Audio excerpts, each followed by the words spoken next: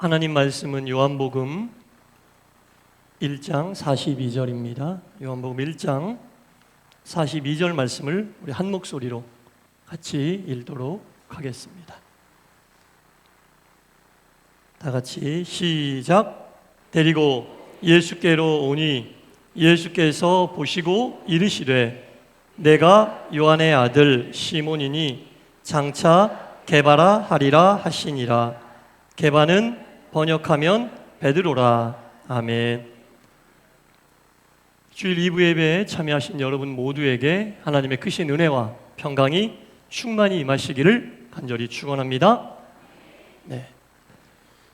마라톤이라고 하는 경기를 아마 TV를 통해서 아마 많이 보셨을 겁니다.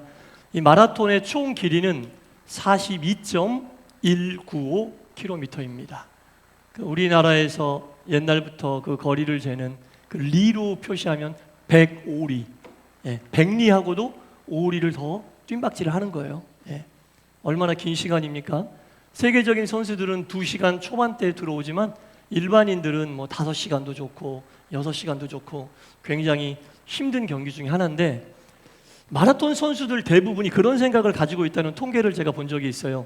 이 선수들이 열심히 마라톤을 하는데 약 30km에서 40km 정도 뛰면 극강의 고통이 온다는 거예요. 그때 최고 힘들다는 거예요. 그래서 그런 생각 안 해본 사람이 없대요. 마라톤 선수들 중에서 30km에서 40km를 가는 순간 내가 다시는 이거 하나 봐라, 그런 생각을 한다는 거예요.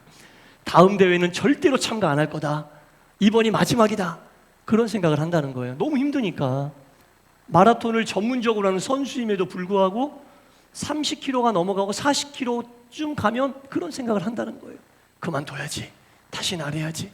그런데 마지막 그 2km가 안 되는 그 짧은 구간을 가면서는 말할 수 없는 희열이 온다는 거예요.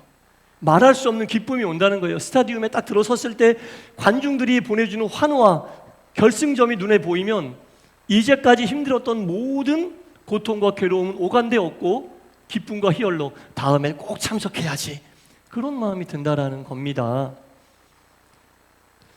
이 마라톤이라고 하는 것을 우리가 인생에도 비유할 뿐더러 신앙에도 비유하지 않습니까, 여러분? 근데 마라톤 선수들이 30에서 40km 힘든 그 구간을 다 알고 고통스러워하지만 마지막 그 2km가 안 되는 그 구간을 통해 주는 기쁨과 희열로 다시 또 마라톤을 해야겠다라고 생각하는 이유가 도대체 뭘까? 저 나름대로 한번 생각을 해봤는데, 마라톤 선수는요, 마라톤을 할 때 가장 아름답고, 마라톤 선수는 마라톤을 할 때 가장 본인이 살아있다고 느끼는 것 같아요. 힘들고 어려움이 있지만 마지막 마라톤 선수만이 누릴 수 있는 그 희열, 그 기쁨, 그 감동, 그것이 바로 마라톤 선수를 마라톤을 하게 만드는 힘이다라는 겁니다. 믿음의 여정을 마라톤으로 볼 때 힘들고 어려운 일이 얼마나 많습니까? 당장 믿음의 생활을 접고 싶은 아픔과 고통과 괴로움을 많이 겪으셨을 거예요. 그럼에도 불구하고 우리가 믿음의 길에서 떠나지 않는 것은 그 길의 끝에는 하나님이 주시는 기쁨과 감동과 영적인 희열이 우리를 기다리고 있기 때문입니다. 여러분, 신앙인은 신앙의 길에 서 있을 때, 신앙의 마라톤을 할 때 가장 아름답습니다. 가장 살아있음을 느낍니다. 여러분, 혹시라도 믿음의 여정을 가는 가운데 힘들고 어렵고 마치 마라톤 선수가 30에서 40km를 갈 때 다시는 내가 마라톤 안 하리라라고 생각할 정도의 고통 속에 있다 할지라도 좀만 참으십시오. 그 구간만 지나면 하나님이 주시는 기쁨과 희열이 우리를 기다리고 있습니다. 여러분은 신앙의 여정에 서 있을 때 가장 아름답습니다. 할렐루야. 네. 설교 끝난 거 아니에요? 시작도 안 했어요. 성경에 보면 똑같은 이름을 가지고 있는 사람들이 많이 있어요. 뭐 유다도 여러 명 있고, 뭐 야곱도 여러 명 있고, 이름을 똑같이 사용하는 사람이 여러 명 있는데, 이 시몬이라고 하는 이름도 여러 사람이 가지고 있어요. 유대인들이 가장 싫어하는 직업을 여러 가지 될 수 있겠지만, 이 성경에 나와 있는 표현으로 쓰면 무두장이라고 하는 직업을 가진 시몬이라는 사람이 살았거든요. 무두장이는 뭐냐면 우리나라 조선시대의 갓파치. 갓파치가 뭐예요? 동물의 가죽을 가지고 신발도 만들고 뭐 가방도 만들고 가죽옷도 만들고 그런 사람을 우리는 가파치라고 불렀는데 유대인들은 무두장이라고 불렀어요. 이 무두장이 남들이 천시하는 직업을 가지고 요빠라고 하는 동네에 살고 있었던 사람도 이름이 시몬이었어요. 그리고 또 한 사람, 우리가 잘 알고 있는 예수님의 수제자라고 이야기하는 베드로, 이 베드로도 원래 이름이 시몬이었습니다. 네. 베드로의 원래 이름이 시몬이었어요. 그런데 이 베드로가 예수님을 만나고 나서 이름이 바뀌거든요. 그게 오늘 본문이에요. 예. 예수님이 뭐라고 그러셨어요? 내가 요한의 아들 시몬이니 장차 게바라 하리라. 게바는 번역하면 베드로라 이렇게 나오잖아요. 시몬이었던 베드로가 예수님을 만나면서 그 이름이 게바로 바뀝니다. 게바는 아람어인데 아람어를 헬라어로 번역하면 베드로예요. 예. 성경은 크게 세 가지 언어로 쓰여져 있어요. 구약 성경은 히브리어, 이스라엘 나라 말, 신약 성경은 헬라어, 그리스 나라 말, 그리고 중간중간에 아람어라고 하는 그 고대 근동에서만 사용했던 단어가 쓰여졌거든요. 예수님께서 돌아가시기 직전에 하셨던 말 엘리 엘리 나바 사박다니, 이거 아람어입니다. 소녀야 일어나라 달리다굼, 이거 아람어입니다. 베드로의 아람어 이름 게바, 이거 아람어인데 이 아람어를 신약 성경을 쓰다 보니까 헬라어로 번역을 한 게 베드로예요. 그러니까 예수님께서 내가 너를 장차 베드로라 부르리라 이렇게 이름을 바꿔주신 거예요. 여러분, 베드로가 누굽니까? 갈릴리에서 태어나고, 갈릴리는 이스라엘 나라 중에 변방이에요. 가난한 어촌 마을이에요. 사람들 대부분이 그냥 어촌 마을에서 태어나서 자기의 선조들이 그랬듯이 자연스럽게 어려서부터 배를 타고 고기잡으러 다니는 거예요. 자연스럽게 직업이 결정이 돼요. 베드로도 예외는 아니었습니다. 갈릴리에서 태어나서 자기 조상들이 그랬듯이 어려서부터 배를 타고 물고기 잡으러 갔어요.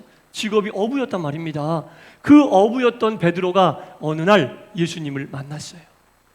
예수님이 베드로를 딱 보고, 야, 너는 이제 시몬이 아니야. 네 집안에서 지어준 그 이름 시몬이 아니야. 네 이름은 이제부터 게바, 베드로야. 이렇게 싹 바꿔주셨어요. 여러분, 우리가 알다시피 베드로 어떤 사람이에요? 성격이 너무 다혈질이에요. 참을성이 없어. 예, 왁하고 욱하는 그런 성격을 가진 사람인데 예수님이 그 사람을 게바, 베드로다 이렇게 이름을 바꿔주셨어요. 그 게바의 뜻은 뭐냐면 반석이라는 뜻입니다.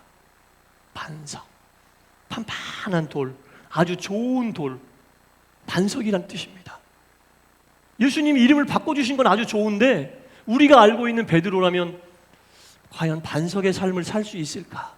그 와일드한 성격에, 그 다혈질적인 성격에 어떻게 반석의 믿음의 길을 가는 예수님의 제자가 될 수 있을까? 이런 의구심이 저도 들었거든요. 예, 어떻게 베드로가 반석이 될까?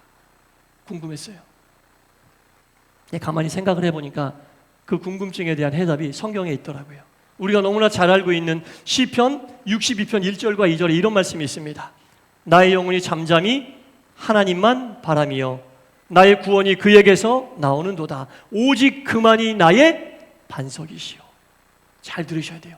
예수님이 베드로를 반석이라고 했지만 사실은 베드로는 반석이 아니에요. 오직 그만이 나의 반석이라고 고백한 시편 기자의 이 고백처럼 반석은 예수님이시고 나약하고 부족하고 연약하고 다혈질적인 인간이었던 베드로는 반석이신 예수님에게 접붙여 있어야 되는 거예요. 자, 보세요. 예수님은 반석이시고 나약한 인간, 종이짝과 같은 인간이었던 베드로가 판판한 돌인 반석에 딱 접붙이면 이 종이는 이제 찢을 수 있어요, 없어요? 없어요. 종이 한 장이면 찢어지고 구겨질 수 있지만 반석이신 예수님께 딱 접붙여버리면 세상에 없는 장사가 와도 이 종이는 절대로 찢을 수가 없습니다. 예수님이 베드로를 반석이라 말씀하신 것은 나에게 붙어 있어라 그 말씀하신 거예요. 오늘 이 본문은 베드로에게만 하신 말씀 아닙니다. 오늘을 살고 있는 우리들에게도 하신 말씀이에요. 종이짝처럼 구겨지기 쉽고 종이짝처럼 찢어지기 쉬운 우리들, 반석이라고, 반석의 믿음의 길을 가라고 불러주신 것은 내 능력과 내 의지와 내 힘과 내 경험과 내가 가진 것으로 스스로 반석으로 서라는 말씀 절대 아닙니다. 그것 가지고 설 수도 없습니다. 그럼 어떻게 해야 되냐? 오직 그만이 나의 반석이심을 고백하고 반석이신 주님께 딱 붙어 있으면 돼요. 반석이 되고 반석의 믿음의 길을 가란 얘기는 반석이신 예수님께 딱 달라붙어 있으란 얘기입니다. 예. 그것을 우리가 알아야 돼요. 아무리 잘난 인간도 스스로는 반석이 될 수 없어요. 예. 아무리 잘난 사람도, 많이 배운 사람, 많이 가진 사람, 높은 자리에 있는 사람 절대로 스스로 반석이 될 수 없습니다. 오직 하나님, 예수님만이 나의 반석임을 알고 그분에게 딱 달라붙어 있으라는 그 말이에요. 오늘 본문은 베드로에게 그것을 권면하신 거예요. 다혈질적인 베드로야. 시몬이죠.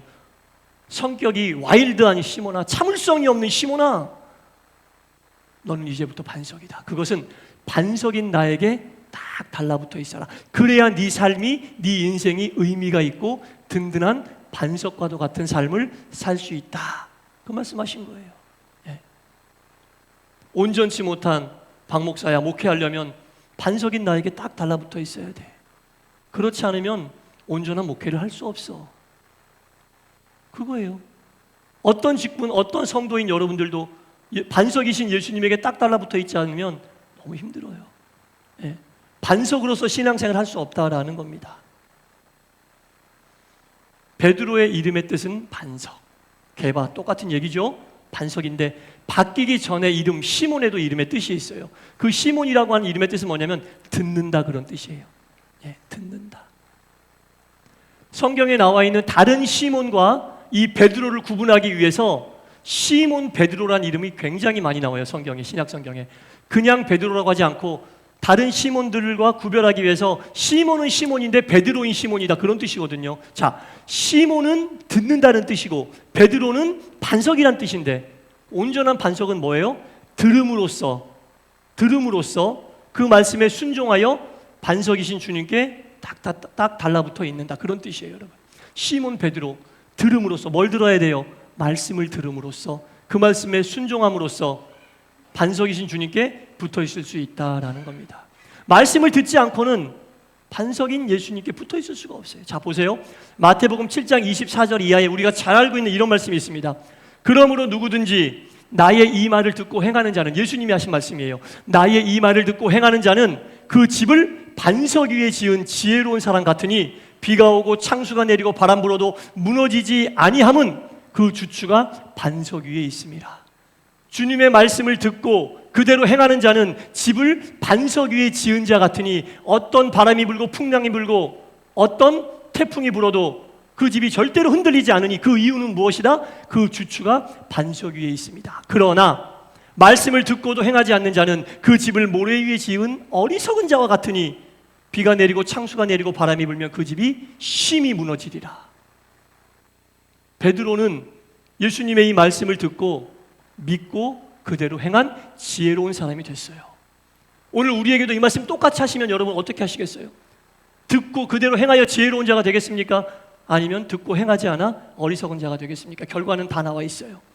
듣고 행하는 자는 그 집을 반석 위에 지은 자와 같고 듣고 행하지 않는 자는 그 집을 모래 위에 지은 자와 같다. 어떤 길을 행하시겠습니까?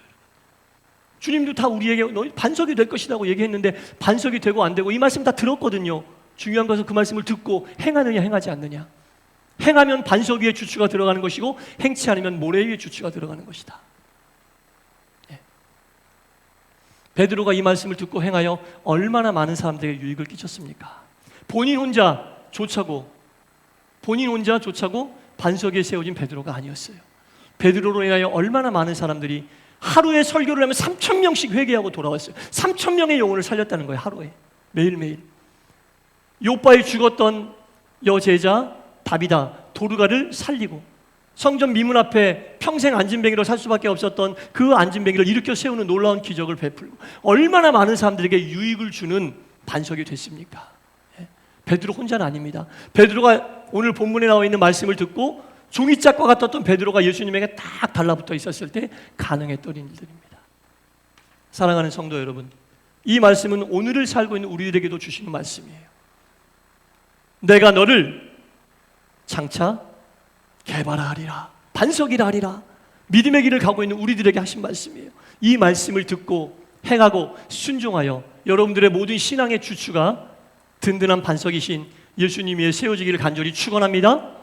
듣고도 행하지 않으면요, 듣고도 행하지 않으면 모래위에 세운 거예요. 안 들었다는 얘기가 아니라 들었는데 행치 않으면 모래위에 세웠다는 거예요. 겉으로 볼 땐 똑같고 바람이 안 불고 창수가 나지 않을 때는 똑같지만 바람 불고 창수가 나면 결과는 딱 극명하게 갈라져요. 우리의 믿음이 주추가 반석 위에 있는지 모래 위에 있는지 딱 갈라져요. 조그만 힘든 일이 생기고 조그만 어려운 일이 생기면 딱 드러납니다. 하나님의 말씀이잖아요. 말씀에서 그렇게 분명히 구별될 거라고 이야기하셨어요.